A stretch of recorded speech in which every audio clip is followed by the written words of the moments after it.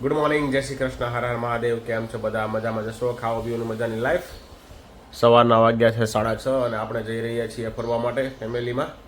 કઈ જગ્યાએ જવાના છીએ જોડાઈ રહેજો અમારી સાથે, મજા આવશે તમને. જોરદાર જગ્યાએ જવાના છીએ, તમે કદાચ એ જગ્યાએ ગયા પણ નહીં હોય તો આ બ્લોગમાં છેલ્લે સુધી બન્યા રહેજો અને તમને હું પૂરેપૂરી માહિતી આપીશ કઈ રીતે જવાનું, ક્યાં જવાનું. તો ચાલો મળીએ તમને રસ્તામાં, જોડાઈ રહેજો અમારી સાથે.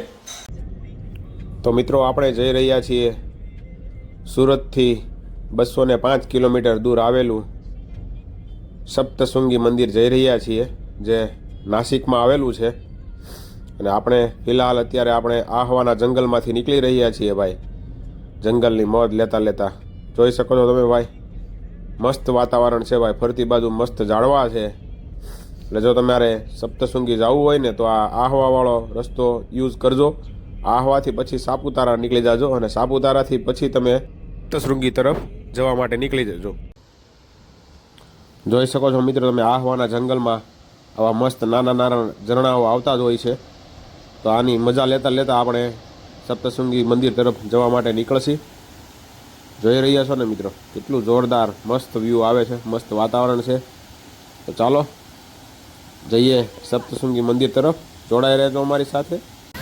જોઈ શકો છો મિત્રો તમે, આ રીલ કદાચ ઇન્સ્ટાગ્રામમાં જોઈએ છીએ. આ શિવઘાટ મહાદેવનું મંદિર છે ને, એ વોટરફોલ રસ્તામાં આડો આવે છે ભાઈ. જોરદાર વોટરફોલ છે ભાઈ, મસ્ત.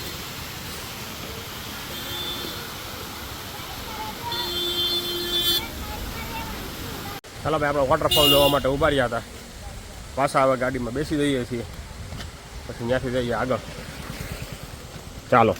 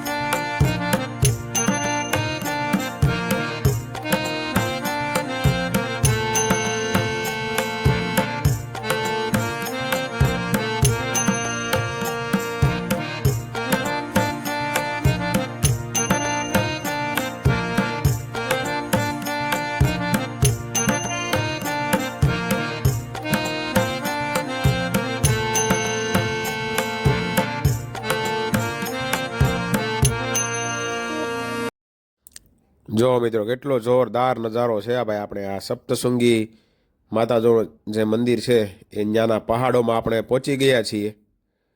અને ભાઈ જો નજારો જો, એક નંબર નજારો ભાઈ. ચોમાસાનો આ નજારો જોવા માટે લોકો અહીંયા બહુ આવે છે ભાઈ. અહીંયા તમે આ જે પોઈન્ટ ઉપર ઊભા રહ્યો ને તો જરાક ધ્યાન રાખવું પડે, કારણ કે અહીંયા વાંદરાઓની બહુ થોડી મગજમારી છે. કારણ કે એ લોકો ખાવા માટે ગમે ત્યાં હાથ મારી દે છે. તમારા હાથમાં કોઈ પણ વસ્તુ હોય ને તો ઝાટકી દે છે, ગાડીમાં પણ કરી જાય છે. તો ખાસ ધ્યાન રાખવું.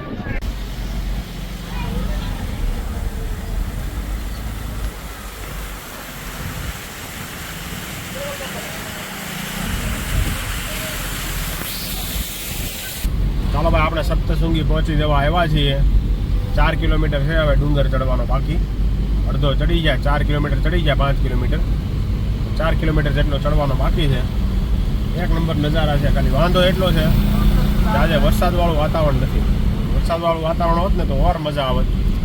અત્યારે અહીંયા ઉપર વાદળા તો અડી ગયેલા જ હોય છે, પણ વાદળા વરસાદ જેવું હોય ને તો વધારે મજા આવે. થોડુંક ધુમ્મસ હોય, આગળનો રસ્તો હાવ બ્લાઇન્ડ હોય, ઓછું દેખાતું હોય, વિઝન ક્લિયર ન હોય, એટલે મજા આવે થોડી થોડી ધીમે ધીમે ગાડી હાંકવાની. પણ આજે કંઈ એવું છે નહીં, વરસાદ જેવું વાતાવરણ, તડકા જેવું છે વાતાવરણ. આમ ઠંડુ છે, પવન આવે છે, ખાલી આ વ્યૂ વાળો નથી, વ્યૂ બરાબર નથી. બાકી ચાલો જઈ રહ્યા છીએ ઉપર તરફ, દર્શન કરાવશું તમને અમે. જોડા રહેજો અમારી સાથે. ચાલો મિત્રો, આ તમે જે જોઈ રહ્યા છો ને, અમે 9 કિલોમીટર ઓલરેડી પહાડ ચડી ગયા છીએ. એની ઉપર ફ્લેટ જગ્યા છે અને એની ઉપર પણ જો આ પાછો નવો પહાડ છે. એટલે આ કેટલા મોટા ફ્લેટ પહાડ છે, એની ઉપર પણ બીજા પહાડ છે.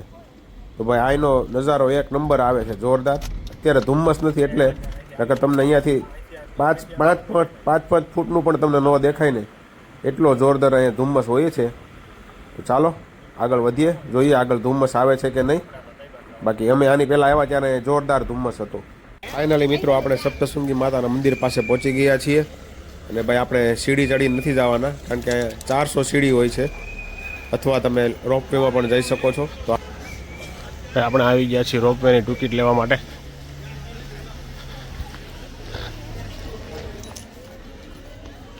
ચાલો ટિકિટ લઈ લઈએ રોપવેની.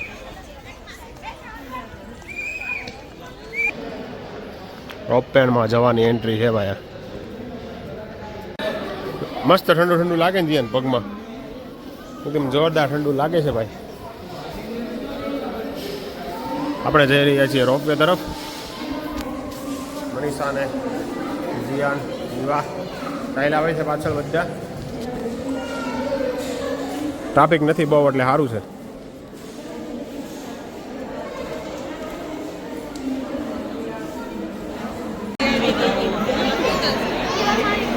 બીજી આવી ને સામેની સાઈડ આવી. હવે તને કે ચડવા માંડો ને ભાઈ, જેમાં જવું એમાં.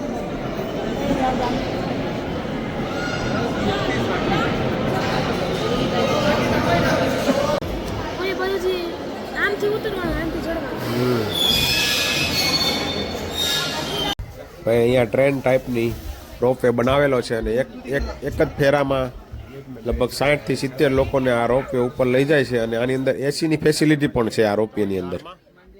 અને આ રોપવેમાં બેસવાની ટિકિટ 120 રૂપિયા છે મોટાની, અને બાળકોની છે 60 રૂપિયા.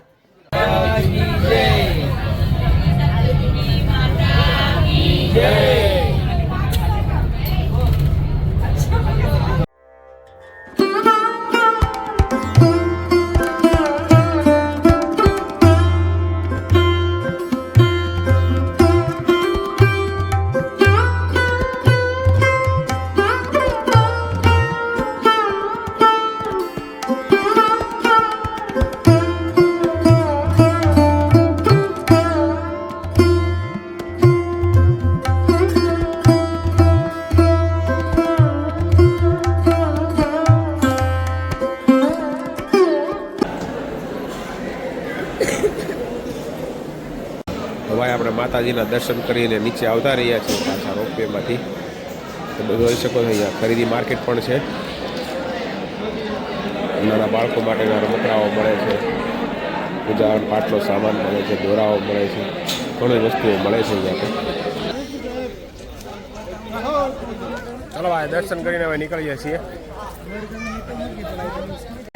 તો મિત્રો આપણે જે રોપવેમાં બેઠા હતા ને, બહારથી કંઈક આવું લાગે છે. એ રોપવે જોઈ શકો છો તમે, ધુમ્મસની અંદર ભાઈ જોરદાર લાગે છે એનો વ્યૂ.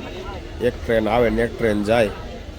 ચાલો જોડાઈ રહેજો અમારી સાથે, તમને રસ્તાના દ્રશ્યો પણ બતાવશું અમે.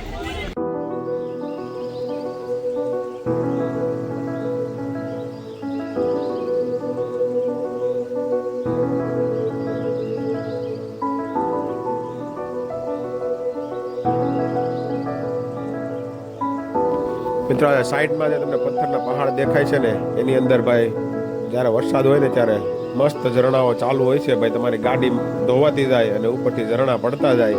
આની પહેલાં અમે આવેલા ને ત્યારે એ રીતનો વ્યૂ હતો અહીંયા. ત્યારે આપણે બ્લોગ બનાવતા નહીં એટલે આપણી પાસે શૂટિંગ નથી. એટલે તમને બતાવતે જો આમાં વરસાદ હોતે ને તો આ જગ્યા પર બહુ મસ્ત ઝરણાઓ પડે છે ભાઈ. અને આ જગ્યા મિત્રો સાપુતારાથી માત્ર 50 કિલોમીટરના અંતરે આવેલી છે. હું તો તમને એમ કહું, સાપુતારામાં આવો ને તો એકવાર જરૂરથી સપ્તશૃંગી પધારજો. મજા આવશે તમને, કારણ કે અહીંનું નેચર અલગ છે, અહીંના પહાડો અલગ છે. સાપુતારાના પહાડો અને અહીંના પહાડોમાં ઘણો ફરક છે. તો હું તો તમને એમ કહું છું, એકવાર જરૂરથી સપ્તશૃંગી પધારો, મજા આવી જશે તમને. જો વરસાદવાળું વાતાવરણ હશે ને તો તમારી તો ભાઈ મજા જ કંઈક અલગ હશે આ જગ્યાની. બાકી ચાલો આપણે જો આવા નવા મસ્ત વળાંકો આવતા જાય અને એને નેચરની મજા લેતા લેતા હવે આપણે આપણા નેક્સ્ટ ડેસ્ટિનેશન તરફ જઈ રહ્યા છીએ. તો મિત્રો, તમને અમારા બ્લોગ કેવા લાગે કમેન્ટ જરૂરથી કરજો અને અમારી ચેનલને સબસ્ક્રાઇબ જરૂરથી કરી લેજો મિત્રો, કારણ કે અમારી ચેનલમાં આવા બ્લોગ ચોમાસાની અંદર આવતા જ રહેશે. કારણ કે આપણે અઠવાડિયે ક્યાંક ને ક્યાંક જગ્યા એક્સપ્લોર કરતા રહેશે. અને જો તમે અમારો ગિરનારવાળો બ્લોગ નથી જોયો તો એ પણ જોઈ લો, મજા આવી જશે તમને. તો ચોમાસાની અંદર મિત્રો ફરવાનું રાખો, થોડુંક એડજસ્ટ કરી લો, ફરી આવો થોડુંક ચોમાસાની અંદર, પછી તમને ઉનાળામાં કંઈ ફરવાની મજા ના આવે એટલા માટે. ચાલો, બાકી તમને આ મારો સપ્તશૃંગી વાળો બ્લોગ કેવો લાગ્યો કમેન્ટ જરૂરથી કરો મિત્રો. કમેન્ટ કરવાનું ભૂલતા નહીં અને લાઈક અને શેર અને સબસ્ક્રાઇબ કરાવવા તમારા મિત્ર મંડળ સાથે. ચાલો આપણે રસ્તાની મજા લેતા લેતા આગળ વધીએ. મિત્રો હવે આપણે અહીંયાથી હવે આગળ આપણે એક બીજી નવી જગ્યા આપણે એક્સપ્લોર કરવા માટે જવાના છીએ, પણ તે આપણે આવતીકાલના નવા બ્લોગમાં અંદર મૂકશી, કારણ કે આજનો બ્લોગ પછી લાંબો થઈ જશે. અને તમને અમારા બ્લોગ કેવા લાગે કમેન્ટ જરૂરથી કરજો અને આવતીકાલનો બ્લોગ જોવા માટે અમારી ચેનલને સબસ્ક્રાઇબ કરી લો જો ન કરી હોય તો, અને તમારા મિત્ર મંડળ સાથે શેર પણ કરાવો. અને બસ જો આવા નવા બ્લોગ આપણે બનાવતા રહેશી. ચાલો ફરી મળીશું આવતીકાલે નવા બ્લોગ સાથે.